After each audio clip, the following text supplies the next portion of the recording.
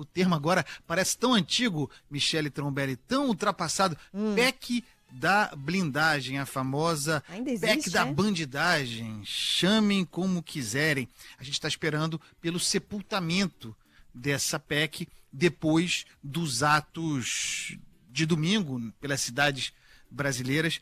A PEC a ser sepultada no Senado foi aprovada na Câmara daquele modo rápido, inclusive antirregimental, reconstituindo o voto secreto, uma agenda que era de Arthur Lira e que fez parte do pacto pela restituição, pela devolução da Câmara para a presidência, essa presidência fraca de Hugo Mota, fez parte daquele acordo, inclusive com os sequestradores do parlamento, os bolsonaristas. A Câmara pagou, mas o Senado não vai entregar. Ou eu estou errado? Quem está conosco é Márcio Rocha, novamente. Fala, Márcio. Pois é, pessoal, a gente está na expectativa da votação desse texto na Comissão de Constituição e Justiça do Senado, porque o presidente da CCJ, o senador Otto Alencar, já declarou que vai ser o primeiro item da pauta da reunião que está marcada para amanhã. E aí a gente tem a expectativa de que ele seja realmente rejeitado, né? É a vontade tanto do senador Otto Alencar, presidente da CCJ, quanto do relator desse texto dentro da comissão, que é o senador Alessandro Vieira. Os dois já se manifestaram de forma contrária a esse texto. A gente lembra que determina, entre várias coisas, né, uma autorização prévia por votação secreta da maioria ou da Câmara ou do Senado para processar criminalmente algum parlamentar.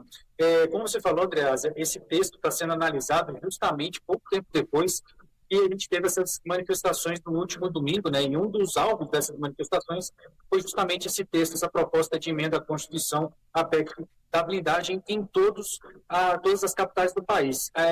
Alessandro Vieira já declarou, já deu entrevista, colocou no perfil dele nas redes sociais, de que vai provar tecnicamente que esse texto traz prejuízos enormes para os brasileiros, né, que pode causar para os brasileiros.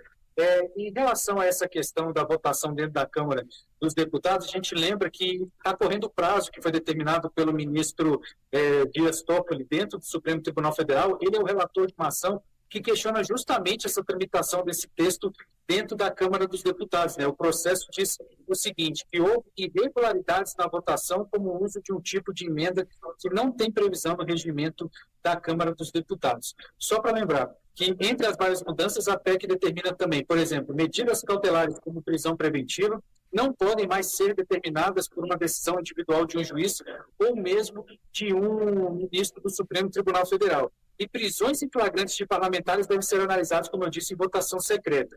E mesmo que essa prisão seja por crime inafiançável, o parlamentar deve ser levado imediatamente para o Congresso Nacional até que o plenário ou da Câmara ou do Senado decida se essa medida, se essa prisão vai ser mantida. Então, amanhã a gente está de olho na Comissão de Constituição e Justiça do Senado, justamente para ver como é que vai ser essa votação da PEC da blindagem lá entre os senadores. Aí era legal, né, Andreasa e Márcio, avisar para os senadores que não adianta votar e depois ficar pedindo desculpas, como aconteceu na Câmara, que depois a gente teve aquela enxurrada de gente falando, mas eu fui ameaçado, eu votei sem querer, não era bem isso que eu queria, e de diferentes partidos, inclusive, que vieram a público pedir desculpas por ter votado nessa PEC aí da... Vexame.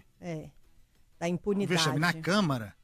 Na Câmara, a PEC, essa da blindagem, estava associada à discussão da anistia. Então teve muito essa conversa, inclusive de parlamentares à esquerda, os poucos que votaram, dizendo, não, eu votei na PEC da blindagem porque fazia parte de um acordo para que não avançasse o projeto de lei da anistia, a urgência do projeto de lei de anistia. Votaram, o troço foi aprovado e a urgência do PL da anistia avançou e depois a turma ficou se desculpando. Acontece que, como o Márcio disse, depois vieram as manifestações de domingo com a agenda muito forte de anticorrupção e aí isso associado a PEC da blindagem ao bolsonarismo, a gente não pode dizer exatamente que a esquerda retomou a bandeira da anticorrupção depois de tudo que houve nos governos do PT que a gente conhece. Mas um abalo à imagem de paladino da impunidade da direita, essa PEC da blindagem cravou. Ela não vai ter futuro no Senado.